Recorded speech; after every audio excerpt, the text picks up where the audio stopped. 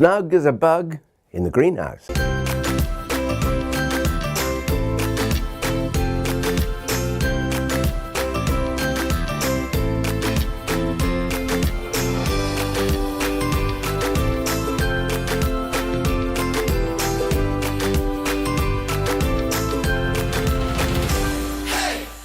Welcome to Get Gardening. I'm Alan Gray, and today we're in the greenhouse. This is a greenhouse that overwinters cuttings that were taken late last summer for bedding next year. Also, there's one or two other things in here that you might be interested to see. One of the things that we always do late in the year is to split mint. This mint here is apple mint. It's got the most gorgeous aroma, and what we do is we pot the roots into a 9cm pot like that, and at the end of the winter this is what you get. You get these few sort of lanky shoots, but if we look way down here you can see some really lovely strong shoots coming, and they will give us some wonderful mint during next summer.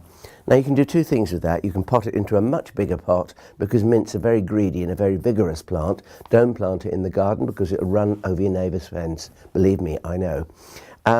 Or you can split this in two. Now to do that I would simply take an old carving knife or a bread saw and saw through the lot, giving me two pots of mint. Two for the price of one, good value, can't beat it.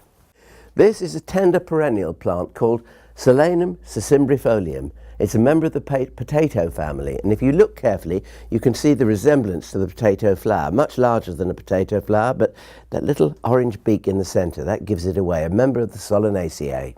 This is a very prickly plant. The stems and the leaves are covered with prickles, and you don't see it very often, probably for that reason, because it's difficult to handle. But this particular cutting that I've taken in October is now 60 centimetres, 2 foot tall. By the end of the year, when it's outside in the garden, it will be 2 metres tall, and it will give me oodles and oodles of flower. And if we have a really good summer, you get orange fruit on it as well. So that's something that you don't see very often.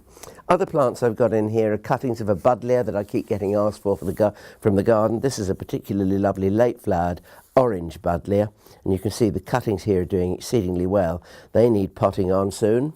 And here we've got various salvias, all of which will make wonderful shrubby plants. They've all got such lovely scented foliage, a bit sagey.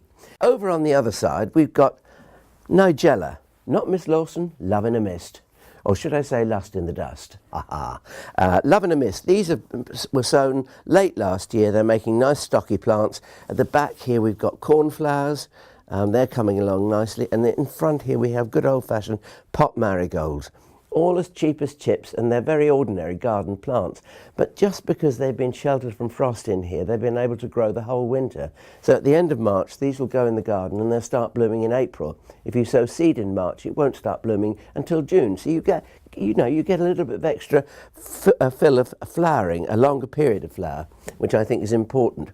Now the other thing we've got in here are sweet peas, and I've grown mine as individual colours. I want them to be name varieties. There's one here called Red Arrow. I wonder what colour that is. It's a bright scarlet. But this is what they're looking like at the moment. They've 3 or 5 seeds in a 7 centimetre pot, and we've got all that straggly old growth on. But I'm going to be dealing with that later. It will be a metre tall.